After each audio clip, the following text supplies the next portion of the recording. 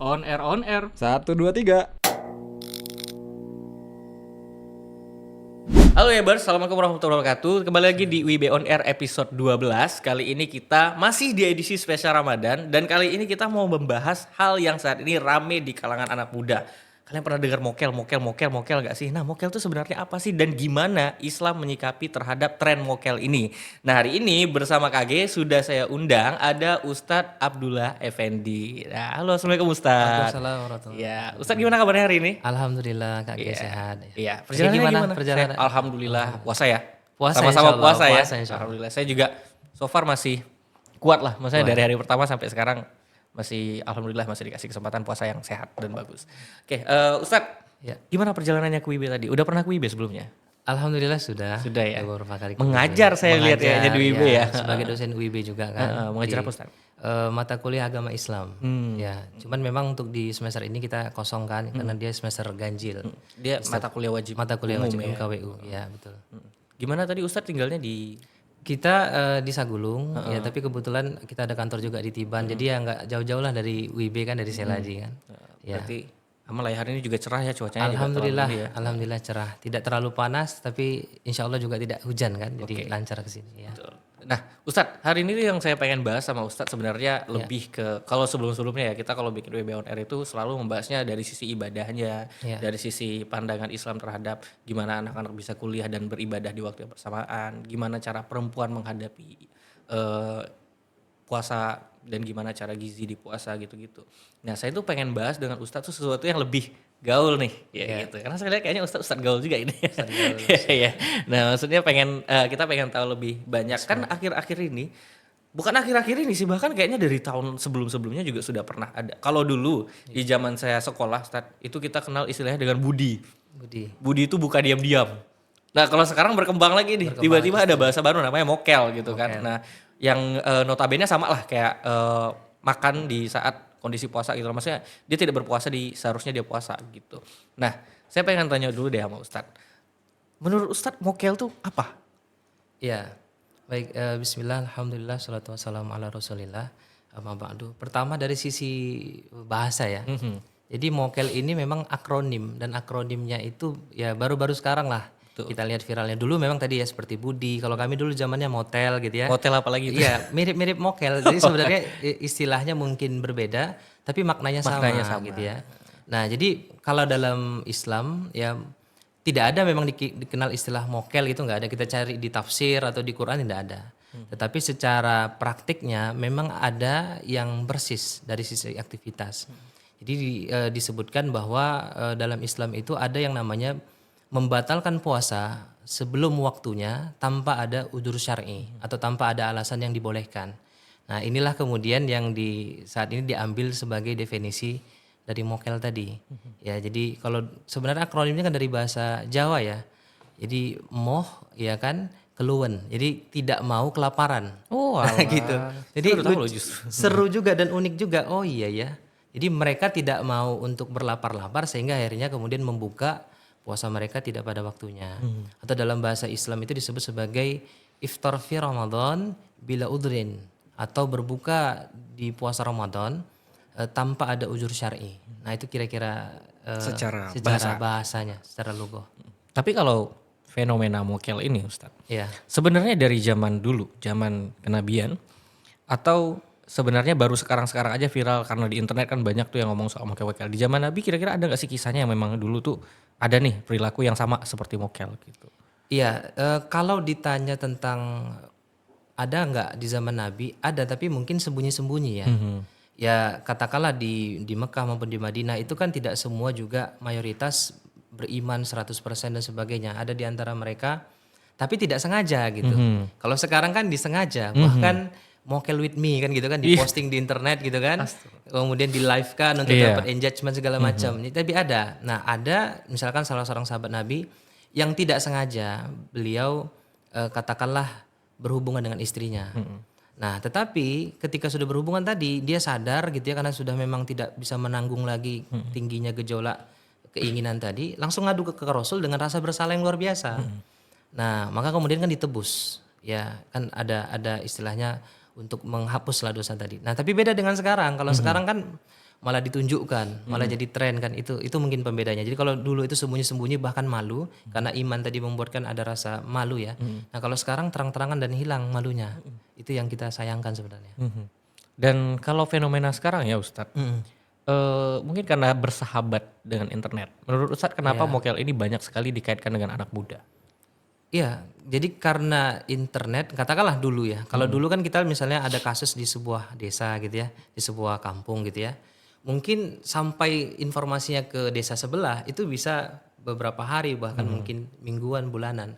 Tapi karena ada internet ini dalam waktu 1-2 menit kita yang post di Indonesia misalnya atau di Batam itu bisa sampai ke Jakarta, bisa sampai ke Bandung, ya kan? Bisa sampai ke Makassar dan sebagainya, bahkan ke luar negeri. Jadi memang karena ada internet ini seakan-akan apa namanya lebih luas jangkauannya.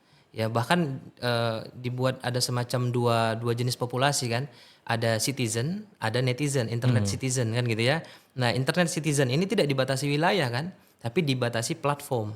Ya kan, misalkan Facebook, Instagram gitu. Jadi memang selama dia menggunakan platform tertentu, maka dia bisa kemungkinan dapat konten tersebut, termasuk tadi konten mokel tadi Mokel tadi gitu ya, gitu Kak G. Ke bawa motel ini. Karena bahasanya emang di zaman kita Di beda zaman aja. kita Memang sebenarnya dari motel. dulu sih sudah ada Iya. perubahan bahasa aja yang mungkin sampai sekarang akhirnya makin banyak nih yang bahkan menjadikan tren gitu ya. Dan mereka tuh sebagian ada yang berbangga gitu loh. Start kayak kayak Ustadz bilang tadi kan mokel with me di live kan segala macam. Padahal kondisinya seharusnya mereka sedang berpuasa. Maksudnya itu gini Ustadz, ini kan momen sebulan dalam 1 tahun gitu ya. Maksudnya setahun sekali lah gitu. Kayak menurut Ustadz apa sih alasan utama mereka tuh mokel gitu loh? Iya. Rata-rata tuh mereka mokel tuh kenapa gitu?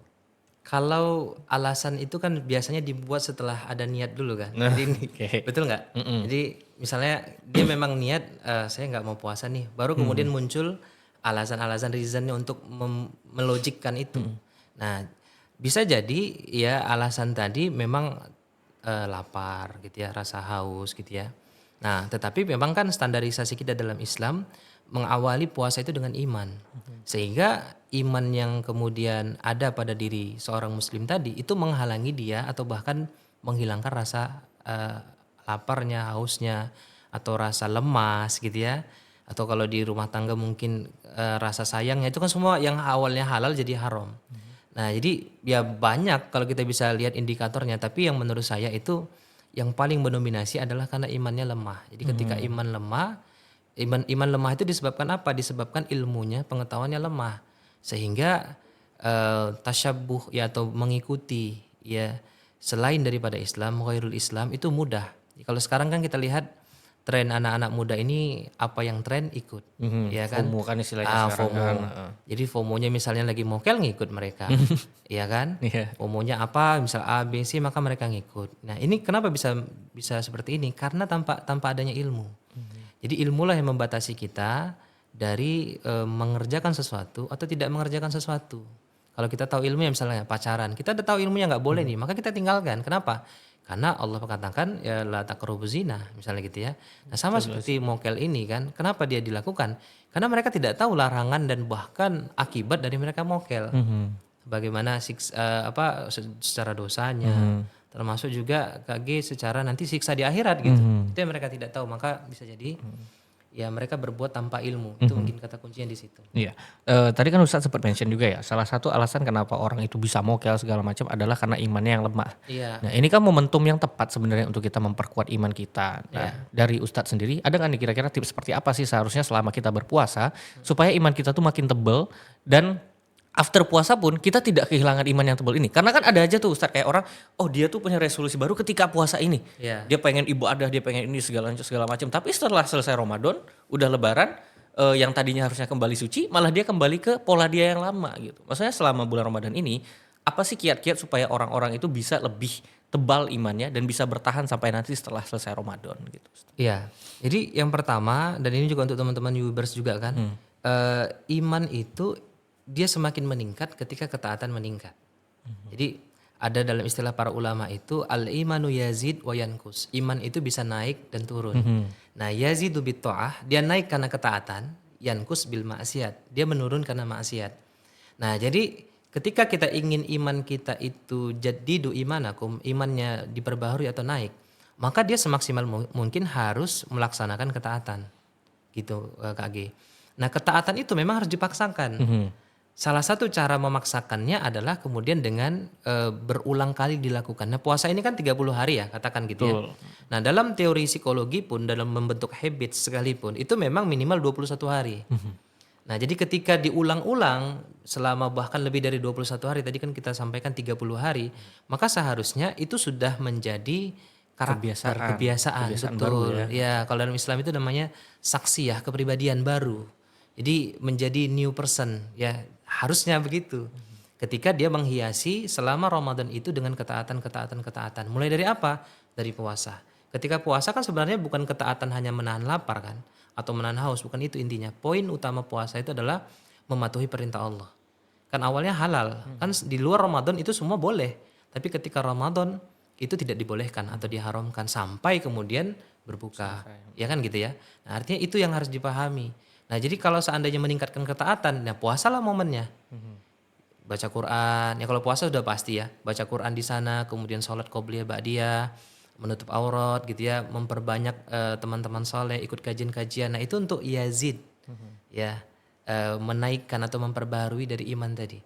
Sebaliknya, mokel tadi dia termasuk yankus, menurunkan karena dia bil maksiat, karena dia bermaksiat kepada Allah gitu. Nah, itu kan secara garis besarnya Ya. Ustaz. Kita coba persempit lagi ya. Tadi kan Ustaz bilang kayak untuk memperkuat keimanan itu ditebalkan dengan ketaatan segala macam, dengan membaca Quran, dengan semacam gitu-gitu. Nah, kadang-kadang Ustaz, ada orang yang memang dia ketika beralih di kebiasaan dia yang lama, mau mencoba kebiasaan yang baru ketika di bulan Ramadan, misalnya dia ambis banget nih, Ya. pengen tuh satu hari tuh 1 juz gitu kan.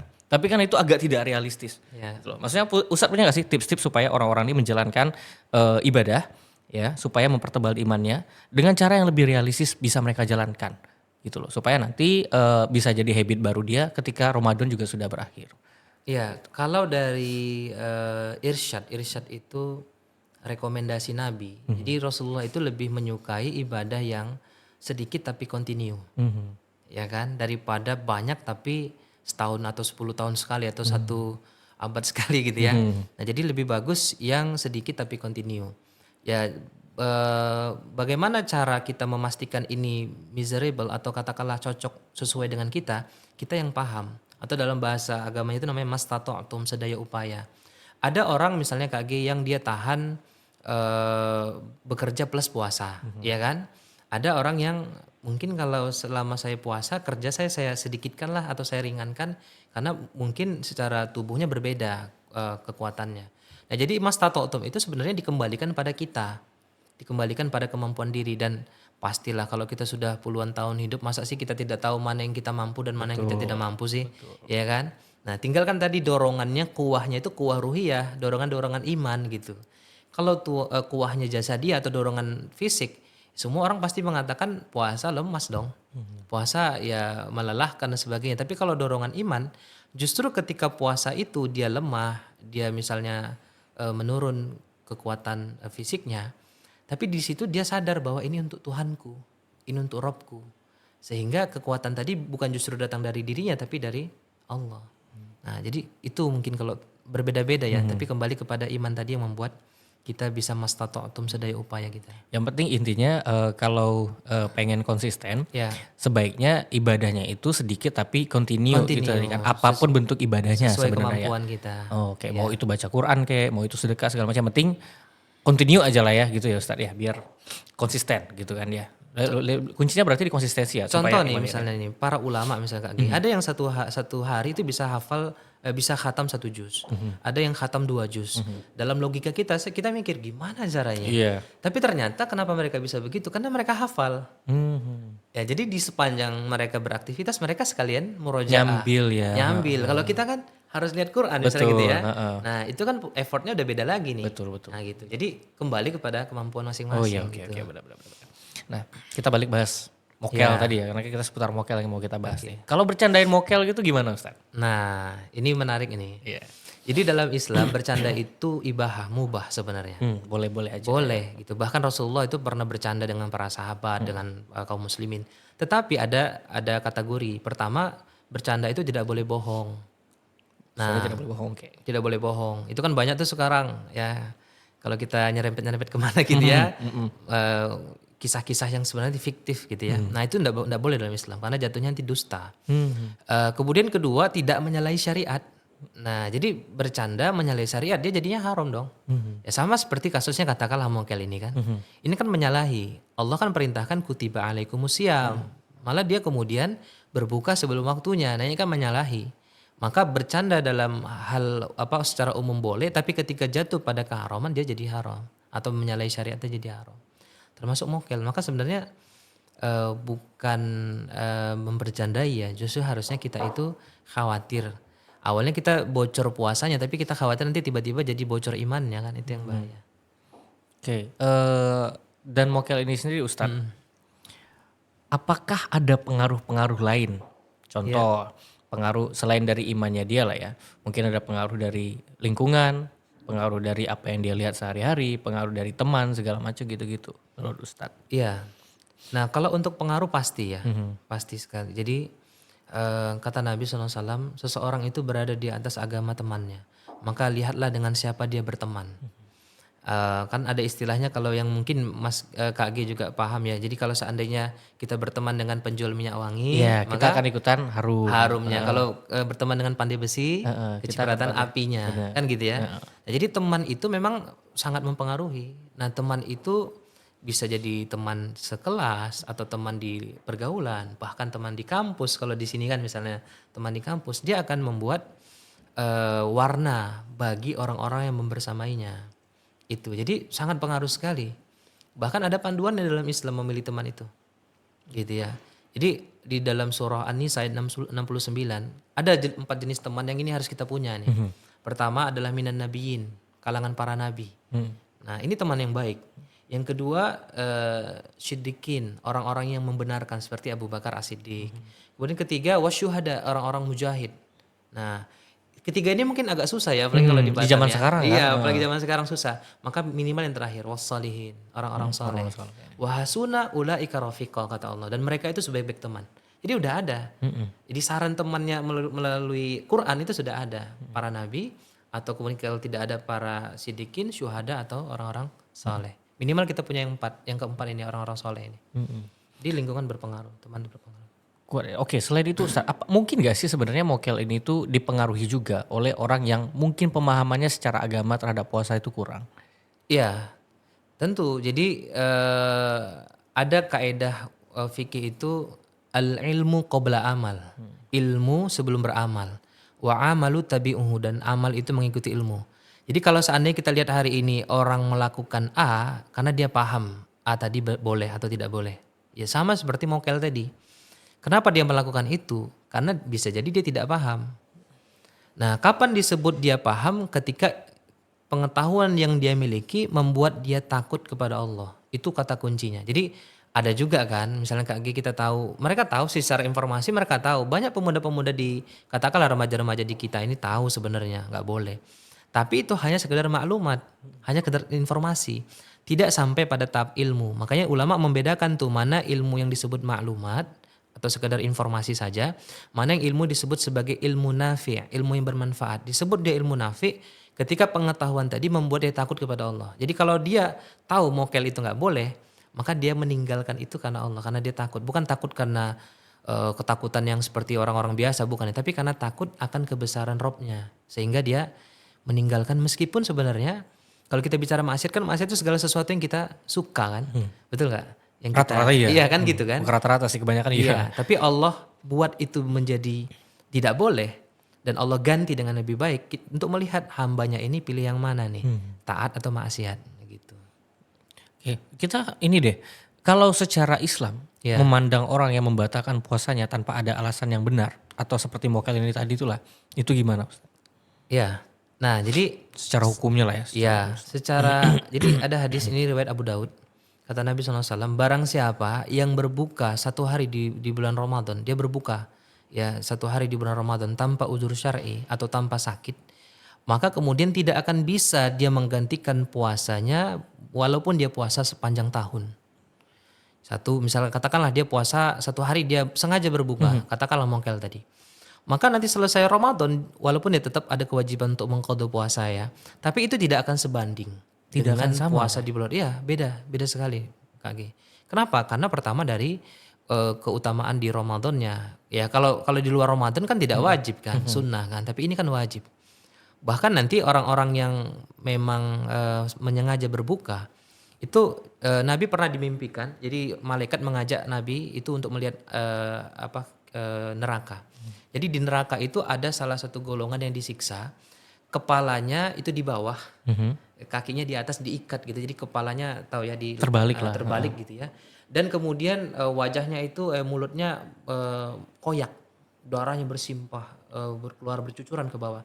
Ketika ditanya oleh Rasulullah, ini kenapa nih? Inilah umatmu yang dulu sengaja berbuka puasa padahal belum waktunya. Itu makanya Aneh ya. iya, makanya mokel itu dalam Islam termasuk kabair. Kabair itu dosa besar. Disebut dia dosa besar ketika ada hukuman di akhirat, itu termasuk kategori dosa besar atau bahkan mendapatkan hinaan. Makanya nggak sepele sebenarnya pembahasan mokel ini gitu. Karena ini dampaknya luar biasa. Secara hukum aja, secara secara juga Iya, mengerikan sebenarnya. mengerikan sebenarnya. Tapi justru sekarang kayak dijadiin bercandaan banget ya. Kayaknya Iya. memang pada belum aware aja. Dilemanya di situ ya. Iya. Ya awareness-nya belum terbentuk kan ya. Terus Ustadz, kalau orang ini sudah terlanjur Iya. mokel, Ya. ya mungkin ya awalnya bercanda gitu, tapi akhirnya dia tersadarkan gitu, dia harus ngapain? Ya, pertama dia tobat. Bertobat kepada Allah Subhanahu wa taala. Itu udah pasti gitu ya. Kemudian kalau misalnya mokelnya jam 2 atau jam 3 kan masih ada beberapa jam sebelum buka. Maka dia harus merahasiakan mokelnya untuk menghormati Ramadan. Nggak boleh dia terang-terangan. Tadi kebalikan dengan Betul. yang kayak ada yang berani apalagi nge-live live segala ya. macam gitu-gitu Waduh, kan. itu naudzubillah. Jadi harusnya dia merahasiakan, itu kedua. Nah, ketiga qadha, dia harus mengqadha, mengganti. Kemudian keempat bertobat tidak mengulangi lagi. Dia berjanji tidak mengulangi lagi setelah mokelnya tadi. Nah, itu yang harus dilakukan itu. Itu ganti doang atau ada konsekuensi lain yang harus dihadapi? Iya, kalau konsekuensinya tidak akan sama lagi pahalanya dengan di bulan Ramadan. Itu keutamaannya luar biasa sekali sebenarnya itu. Tapi ganti tetap wajib mengganti Wajib diganti. Konsekuensinya ya pahalanya tidak akan sama seperti saat bulan Ramadan gitu aja ya. Kita harus bedakan antara mokel dengan rukhsah. Kalau rukhsah boleh. Rukhsah misalkan marodin dia sakit atau safarin dia musafir dan sebagainya itu boleh. Itu ada rukhsah. Jadi jangan disamakan mokel dengan rukhsah juga gitu. Itu beda. Oke. Dan Ustadz, sekarang tuh banyak kalau saya melihatnya fenomena ini apalagi kan banyak terjadi di kalangan ternyata nggak cuma anak muda. Ustadz. Ada juga sih orang-orang tua gitu kan yang nganggap sepele puasa gitu loh. Udah jelas-jelas kita puasa, dia enak-enakan ngerokok gitu loh, nggak peduli gitu-gitu. Nah, kalau tadi kita bahasnya dari sisi mokel, ini kan sebenarnya beberapa dari mereka, maaf ada yang istilahnya kayak menyepelekan puasa. Nah, Islam itu melihat orang-orang seperti yang menyepelekan puasa ini tuh seperti apa? Ya, jadi kalau disebut untuk menyepelekan puasa, apalagi puasa Ramadan, dia harus memahami bahwa dia sedang menyepelekan rukun Islam. Gitu. Jadi rukun Islam yang 5 itu kan salah satunya adalah berpuasa di bulan Ramadan dan itu sudah valid. Rukun itu kan kayak pilar ya. Jadi kalau Anda mau disebut muslim kira-kira gitu ya, maka lihat rukunnya itu minimal dikerjakan apa tidak. Ya, ketika memang itu disepelekan, maka ya sebenarnya itulah kualitas kita di hadapan Allah nanti gitu. Jadi menyepelekan puasa itu bukan sesuatu yang sebecanda tadi. Tentu itu konsekuensinya ya walaupun tidak sampai kafir ya tidak ya insya Allah. Tetapi kemudian itu dosa besar. Sehingga dosa besar itu bisa menyebabkan pelakunya tadi itu mendapat siksa di dunia maupun di akhirat. Itu yang harus dia paham. Siksa itu kadangkala tidak selalu bentuk musibah yang misalnya kecelakaan apa enggak. Kadang misalnya kok rezekinya seret ya. Kan gitu ya. Kok kayaknya berdoa tapi kok nggak dikabul-kabulkan ya. Jodoh kok nggak datang-datang ya. Dan masih banyak yang lain. Itu bisa jadi ada salah satu maksiat yang memang kita belum selesaikan atau belum kita tobat gitu. Makanya kita harus paham tentang Ramadan itu penting sekali apalagi cuma setahun sekali kan gitu ya. Kalau menurut Ustadz deh, kan tadi Ustadz bilang sempat juga kalau Ramadan itu kan penting apalagi kan cuma setahun sekali. Biasanya mindset yang salah seperti apa yang banyak muncul di bulan Ramadan ini loh? Apalagi di kalangan anak muda ya. Iya, jadi mindset itu, pola pikir itu kan dibentuk dari pemahaman atau ilmu yang diperoleh kan. Kenapa hari ini mokel sesuatu yang lumrah atau bahkan sesuatu yang ngetren? Karena memang secara pemahamannya tidak sampai ke sana. Nah, ini yang harus dibentuk sebenarnya pemahamannya. Jadi sebelum berpuasa kan ada 2 bulan, Rajab wa Sya'ban. Itu sebenarnya bulan untuk trial gitu, untuk percobaan, untuk kemudian memastikan, termasuk dalam hal para ulama atau para ustadz selalu mengingatkan ketika masuk Ramadan, ulang-ulang lagi, pelajari lagi. Ya apa saja yang boleh, apa yang tidak boleh. Itu sebenarnya persiapan yang paling basic untuk kita menghadapi Ramadan. Sehingga itu akan berpengaruh pada mindset gitu. Mindset akan berpengaruh pada amal akan berpengaruh kepada pahala dan dosa kita. Oke, gimana caranya ngebangun niat itu Ustaz? Masa bangun niat supaya puasanya tuh seharian tuh bisa kuat dan supaya nggak bocor, supaya nggak mokel gitu segala macam. Iya, innamal a'malu binniyat. Jadi setiap amal itu tergantung niat dan niatnya itu yang dimaksudkan adalah niat kepada Allah dan Rasul. Nah, jadi bagaimana cara membangun niatnya? Kalau saya sih lebih kepada bagaimana kita mempersiapkan niat tadi dibarengi dengan ilmu. Jadi kan syarat diterima amal itu ada 2, Kak Gi. Pertama niatnya ikhlas dan saya yakin lah niat itu pasti ya kalau orang di puasa Ramadan pasti karena Allah ya. Nah, cuman ada yang kurang. Yang kurang adalah yang kedua adalah caranya harus sesuai dengan sunnah. Nah, jadi kadang niat saja nggak cukup. Maka harus ada amal, harus ada ilmu untuk beramal tadi. Maka kalau ingin niatnya itu disempurnakan, sempurnakanlah dengan ilmu. Agar ketika dia berpuasa, lurus niatnya, benar caranya. Nah itu mungkin yang harus disempurnakan ya. Jadi secara ilmunya. Termasuk kalau mokel tadi kalau dia belajar kan insya Allah dia tidak akan melakukan. Karena dia sudah tahu ilmu. Termasuk penggunaan medianya juga ya sebenarnya. Karena kan ada tuh yang make mokel untuk jadiin tren. Contoh kayak live tadi yang Ustadz bilang. Live sambil mokel bareng teman, mokel with me segala macam gitu-gitu. Sebenarnya media sosial ini ya Ustadz, menurut saya pribadi, itu tuh bisa jadi 2 jalur nih. Bisa menguatkan iman, bisa melemahkan iman. Tergantung dengan apa yang kita lihat dan bagaimana cara kita menggunakan sebenarnya kan ya. Iya. Menurut saya, iya benar kan ya. Betul. Jadi kalau secara penggunaan teknologi itu kan tetap boleh ya, mubah dalam Islam. Cuman dia punya tadi ya 2 sisi mata pisau. Dia bisa motong ke bawah atau motong ke atas. Nah begitulah dengan teknologi hari ini. Kalau kita misalnya pakai platform tertentu untuk buka kajian, ya kan, atau buka quotes Islami, ya kan nambah iman. Iya benar. Mudah lagi aksesnya kan sekarang ya. Sama kan mudahnya dengan mengakses misalnya orang Tadi- yang lagi tadi, benar. lagi mokel misalnya kita tonton atau mungkin War of Ta'jil kan gitu kan. Jam 3 dia sudah start buka yang konten-konten yang lagi cari takjil gitu ya. Ya akan berpengaruh kepada pemahaman Bagaimana dia menjalani puasa juga akan berpengaruh ya. pasti. Mungkin ya tadinya kuat-kuat aja tapi karena dia main medsos nyari war takjil gitu ya. Atau nyari video-video yang mokel with me. Dia malah ikutan diam-diam mokel gitu kan ya. Betul, apalagi tanpa ada ilmu, dia lihat ini tren, apalagi katakanlah dia juga seorang influencer misalnya gitu ya. FOMO ya. FOMO ini bagus nih untuk naikin engagement saya Engagement juga ya, gitu ya. Akhirnya betul. ikut-ikutan. Ya sayang sekali. Jadi penggunaan media sosial sebenarnya bisa Ya, bisa benar bisa benar. tergantung pengguna. Penggunanya. Nah tips dari Ustadz ini gimana supaya kita menjalani puasa tuh kuat gitu loh. Iya, tipsnya tentu yang pertama adalah tadi niat sudah pasti ya, niat kita luruskan. Jadi kalau niatnya karena Allah dan Rasul maka Allah akan tolong. Kedua, sahur. Ya betul-betul kita ya harus menjalani sesuai sunnah lah, sahurnya juga dengan makanan yang bergizi tentunya yang membuat kita satu hari itu bisa tahan. Kemudian ya perkuat iman dengan amal-amal soleh gitu ya, dengan baca Quran tadi salah satu contohnya ya, dengan orang-orang bersama dengan orang-orang yang baik ya, lingkungan yang baik, sahabat yang baik gitu ya. Kemudian ya ketika malam berbuka puasa dengan yang baik juga. Kemudian lanjut ke sholat qiyamul lailnya. Jadi kalau seandainya kita full di Ramadan itu kita betul-betul menyesuaikan dengan sunnah. Ya kan misalnya kalau berbuka dengan yang manis-manis dengan kurma dan sebagainya, saya insya Allah ya bisa jamin pasti bisa. Ya pasti dia mampu untuk keluar dari puasa itu dengan goals bertakwa kepada Allah. Kalau kita yang aktivitasnya padat ini gimana Ustadz? Menjalani puasanya. Ada nggak sih titik-titik di mana dia boleh kok tidak berpuasa karena kondisinya begini aktivitasnya padat segala macam gitu. Iya, tadi ada ruksoh ya. Jadi ruksoh orang yang tidak berpuasa itu pertama dia sakit, ya, kemudian safar. Kalau wanita ada haid misalnya gitu ya, kemudian hamil, menyusui, atau misalnya kondisi-kondisi yang membuat dia tidak sanggup untuk berpuasa, maka ini ada ruksoh, ada keringanan. Nah, tapi jangan lupa juga Rasulullah dan para sahabat itu bahkan mengikuti perang Badar itu saat bulan Ramadan loh. Oh iya benar-benar. Bayangkan. Jadi kita itu katakanlah di Batam ya cuacanya ya masih mending lah kalau dibandingkan Apalagi dengan kita tidak sedang berperang ya. apalagi tidak berperang gitu ya. Perang kita ya perang melawan hawa nafsu, Benar. melawan gadget dan sebagainya gitu kan. Tapi mereka bisa loh secara suhunya juga lebih panas di sana, gersang gitu ya. Tapi mereka sanggup loh gitu. Harusnya kita ngikutin yang itu.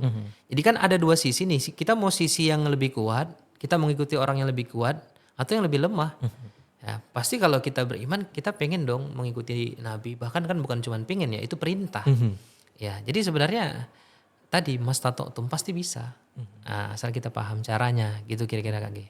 Menurut Ustadz, Ya. apa sih makna puasa yang banyak dilupakan orang sekarang ini, di era sekarang inilah? Ya. Jadi kalau disebut makna puasa bukan sekedar menahan lapar dan haus, bukan menahan apa yang diharamkan gitu ya.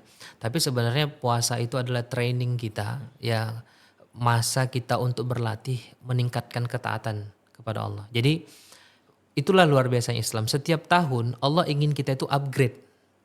Nah, kapan momen upgrade ini? Momennya adalah di Ramadan. Nah, kalau sudah upgrade imannya, maka ibadahnya akan upgrade. Betul nggak?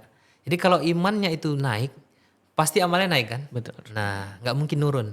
Nah, jadi kapan momennya di Ramadan? Jadi sebenarnya momen Ramadan itu adalah momen mereka melatih tadi ya, training ketaatannya.